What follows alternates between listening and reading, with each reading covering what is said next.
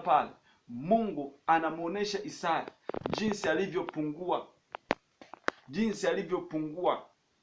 Isaya hadi akasema kwamba ole wangu mimi mwenye midomo michafu. Mungu akatoa msaada wake, likatoka kaa kutoka madhabahuni pa Bwana likatakasa. Inamaanisha unapojisogeza kwa Bwana, unapojiweka wazi mbele za Mungu, Mungu anafunua hali ya udhaifu wako. Mungu anafunua hali ya shida yako. Mungu akishaifunua, anatamani ujiweke wazi, akuponye. Uhitaji msaada, akuponye. Mtumishi wa Mungu Petro alipohitaji msaada wa Yesu kumsaidia alipokuwa nazama, alimsaidia. Mungu alimwokoa. Ukisoma kwa baleta ya Yona alipokuwa kwenye tumbo la samaki, aliomba msaada, aliomba rehema ya Mungu ndani.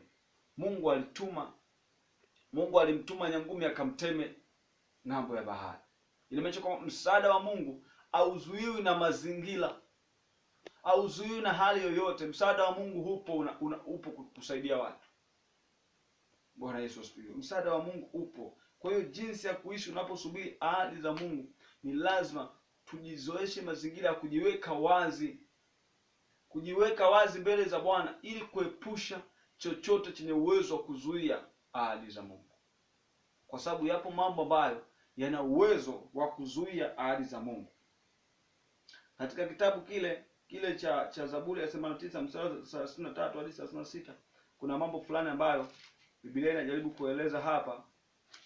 Ya kitabu cha Zaburi ya 89 kuanzia mstari wa 33, Biblia inasema hivi. Biblia inasema kwamba lakini fadhili zangu sitamuondolea yeye, wala sitafanya uaminifu wangu kuwa uongo. Mungu anaonyesha jinsi alivyokuwa mwaminifu. Hawezi kufanya uaminifu wake kuwa uongo. Ndio huyo Mungu aliyemwaahidi Nuhu, baada ya Nuhu kumtolea Mungu zabihu ambazo zilimfurahisha moyo wa Mungu. Mungu akasema hata angamiza tena ulimwengu. Inamaanisha kwamba Mungu hawezi kufanya uaminifu wake kuwa uongo. Inamaanisha kwamba ahadi za Mungu zipo pale, lakini kuna namna ambayo ya kujifunza kuvumilia tunapozisubiri ahadi za Mungu. Ndio maana katika kitabu kile cha Zaburi ya 40 mstari kuanzia wa kwanza, mtumishi wa Mungu Daudi anasema, na alimgoja Bwana kwa saburi, akaniinamia, akasikia kilio changu. Inamaanisha kuna hali fulani ya kumsubiri Bwana katika uvumilivu katika Kristo Yesu. Ndani ya moyo wako, ndani ya moyo wangu, nisiwe au usiwe na ile hali ya manunguniko, kumnungunikia Mungu kwamba Mungu si mwaminifu. Mungu ni mwaminifu sana.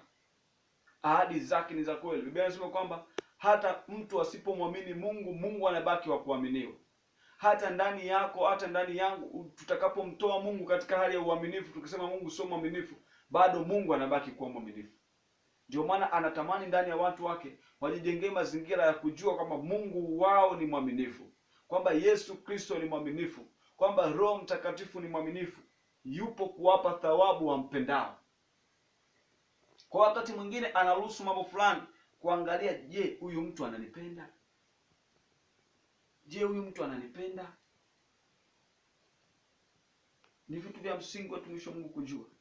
Anasema sitafanya uaminifu wangu kuwa uongo. Ni Mungu ambaye hatafanya uaminifu wake kuwa uongo. Na anasema ninaliangalia neno langu nipate kulitimiza. Alikuwa anamuuliza mtumishi wake katika sehemu fulani, je, unaona nini? Anaeleza naona kitu fulani. Akasema naliangalia neno langu nipate kulitimiza. Mungu anatamani ayatimize yale mambo anayokuonyesha. Anatamani ayatimize. Inamaanisha wakati mwingine tunapoonyeshwa na mambo na Mungu, mambo tofauti, ni wakati wa kuwa makini. Mungu ili kupitia jambo analokuonyesha, akiliangalia neno lake apate kulitimiza. Aseme ngoja nitimize mpango huu. Nilimuonesha mtumishi wangu neno ambalo lipo kwenye neno langu, ngoja nitimize. Mungu anaangalia neno lake apate kulitimiza. Hawezi kufanya uaminifu wake kuwa uongo. Ahadi za Mungu ni za kweli. Katika ile 38 anasema mimi sitalihalifu agano langu, sitalibadili neno lililotoka midomoni mwangu. Hawezi kulibadili. Katika 35 anasema neno moja nimeliapa kwa utakatifu wangu, hakika sitamwambia Daudi uongo. Mungu akihapa katika utakatifu.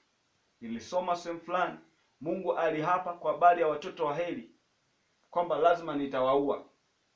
Mungu akihapa amemaliza kila kitu. Inamaanisha hapa Mungu amehapa katika utakatifu wake. Hawezi kusema uongo kwa watumishi wake. Hawezi kusema, inamaanisha ahadi zake kwako, ahadi zake kwangu ni za kweli.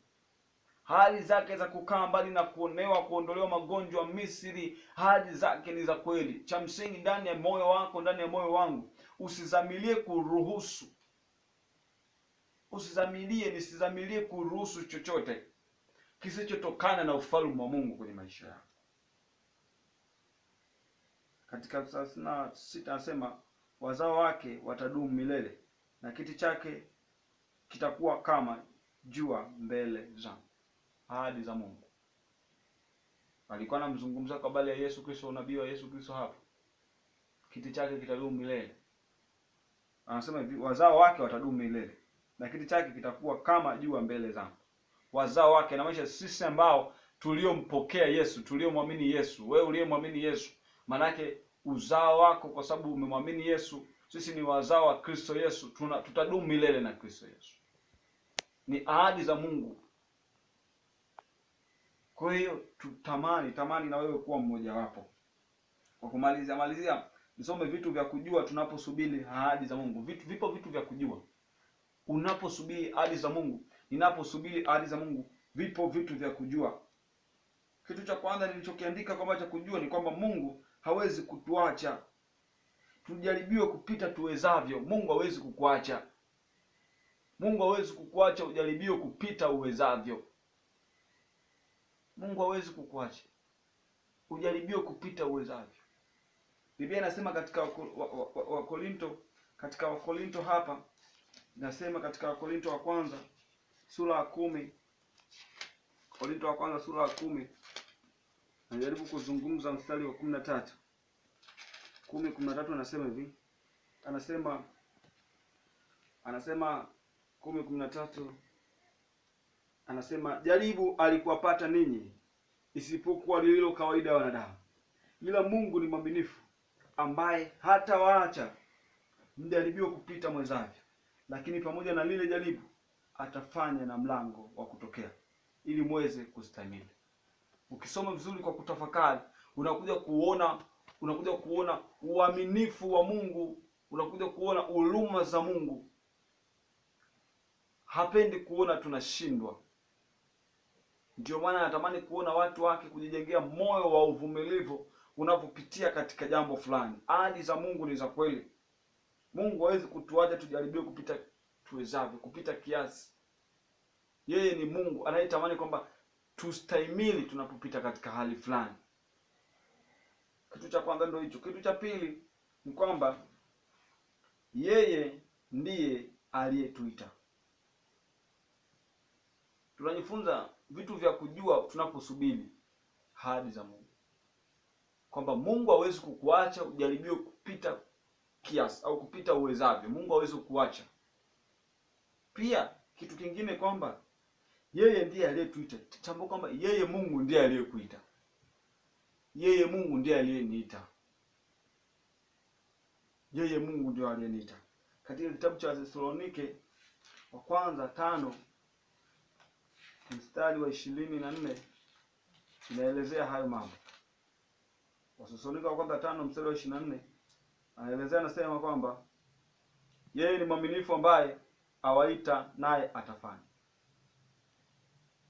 Yeye ni mwaminifu. Kianzia mstari wa 23 anasema, Mungu wa amani mwenyewe awatakase kabisa, nanyi nafsi zenu na roho zenu na miili yenu muhifadhiwe mwe kamili bila lawama wakati wa kuja kwake Bwana wetu Yesu Kristo. Yeye ni mwaminifu ambaye awaita naye atafanya. Yeye ni mwaminifu. Inamaanisha kwamba Mungu wetu ni mwaminifu. Yeye aliyetuita ndiye huyu ambaye atakayefanya. Kwa hiyo lazima tujifunze hicho kitu cha msingi, kwamba yeye aliyetuita, yeye Mungu ni mwaminifu. Katika kitabu cha Wathesalonike wa pili 3:3 hapa inazungumza kitu fulani ambacho ni kizuri pia. Kwenye hiyo pointi ya 3, pointi ya 3 inasema yeye atatufanya imara. Katika Wathesalonike wa tatu, vitu vya kujua tunaposubiri ahadi za Mungu kwamba yeye atatufanya imara. Upo wakati ambapo Mungu atatufanya imara. Inasema hivi mstari wa 3 katika Wathesalonike wa pili 3:3, lakini Bwana ni mwaminifu atakayewafanya imara na kuwalinda na yule Mungu.